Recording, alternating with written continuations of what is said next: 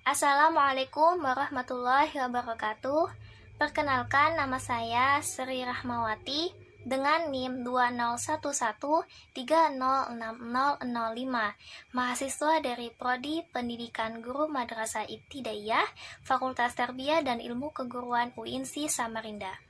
Video ini saya buat untuk memenuhi tugas pada mata kuliah IPA MISD yang berjudul Reaksi Terang dan Gelap pada Fotosintesis dengan dosen pengampu Ibu Dwi Nuraini Dahlan MPD.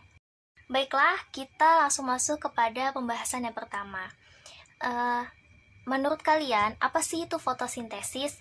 Apakah fotosintesis itu hanya bisa dilakukan pada tumbuhan saja atau tanaman saja?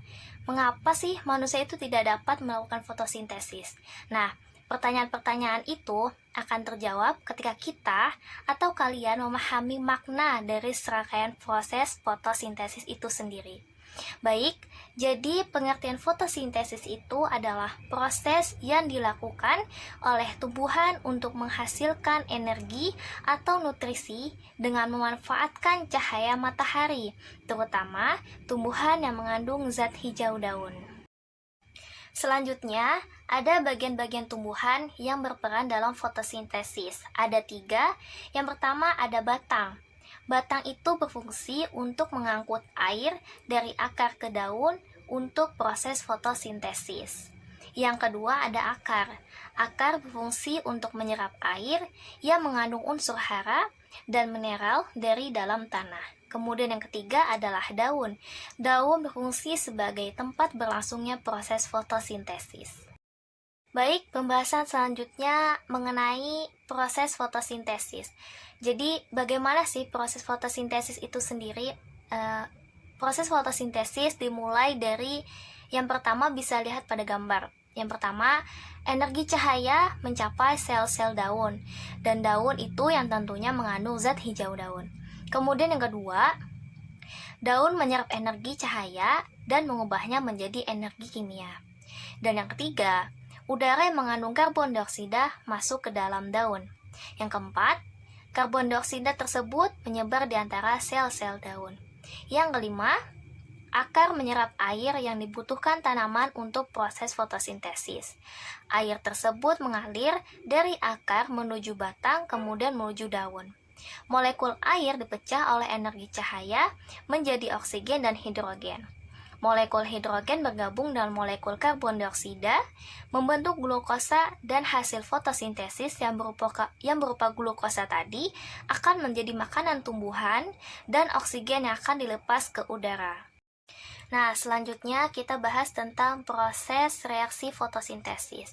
Jadi, berdasarkan proses reaksinya, fotosintesis itu terbagi menjadi 2. Yang pertama, reaksi terang. Reaksi terang adalah reaksi fotosintesis di mana klorofil mengubah energi matahari menjadi energi kimia. Reaksi terang ini membutuhkan cahaya, oleh karena itu harus terjadi pada siang hari. Kemudian yang kedua adalah reaksi gelap. Reaksi gelap adalah reaksi fotosintesis yang tidak membutuhkan cahaya.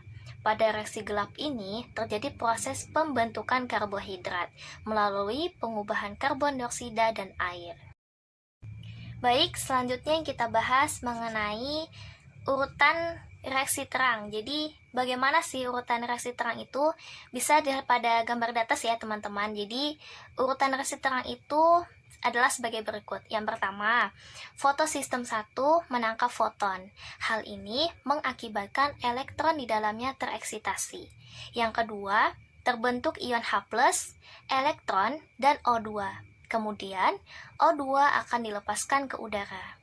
Yang ketiga, elektron hasil pemecahan molekul air masuk dalam fotosistem 2, lalu diterima oleh akseptor elektron. Yang keempat, elektron diangkut menuju kompleks sitokrom sehingga terjadi peningkatan energi. Energi tersebut digunakan untuk mengubah ADP menjadi ATP. Yang kelima, elektron dari sitokrom diangkut menuju fotosistem 1 lalu ke akseptor elektron berikutnya.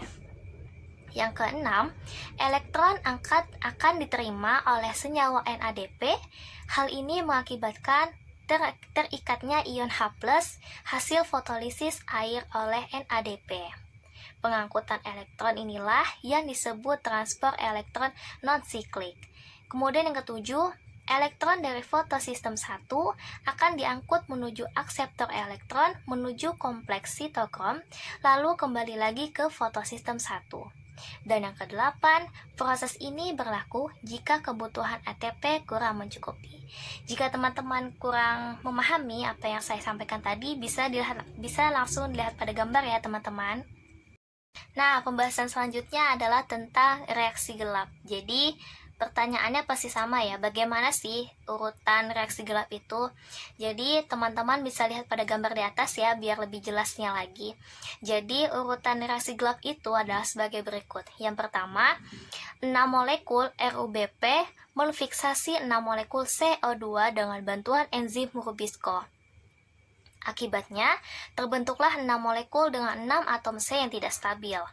Keenam molekul inilah kemudian pecah menjadi 12 molekul 3 fosfogliserat PGA. Yang kedua, 12 molekul PGA akan mendapatkan 12 gugus fosfat dari 12 ATP. Hal ini mengakibatkan terbentuknya 12 molekul 1,3 bifosfogliserat. Yang ketiga, 12 molekul 1,3 bifosfogliserat akan menerima ion H+ dari NADPH, sehingga teredukasi menjadi 12 molekul fosfogliseraldehid 3P-PGAL. Yang keempat, setelah menerima 6 gugus fosfat dari 6 ATP, 10 molekul PGAL akan berintegrasi menjadi RuBP kembali. Kemudian yang kelima, 2 molekul PGAL lainnya saling bergabung membentuk 1 molekul glukosa. Nah, jadi sudah jelas ya bahwa hasil akhir dari reaksi gelap ini adalah glukosa. Baik, itu tadi sedikit penjelasan saya mengenai reaksi terang dan reaksi gelap pada fotosintesis, serta juga tadi ada pengertian fotosintesis dan bagian-bagian tumbuhan yang berperan dalam fotosintesis. Semoga apa yang saya sampaikan tadi dapat dipahami dengan baik dan bermanfaat. Sekian dari saya. Terima kasih. Wassalamualaikum warahmatullahi wabarakatuh.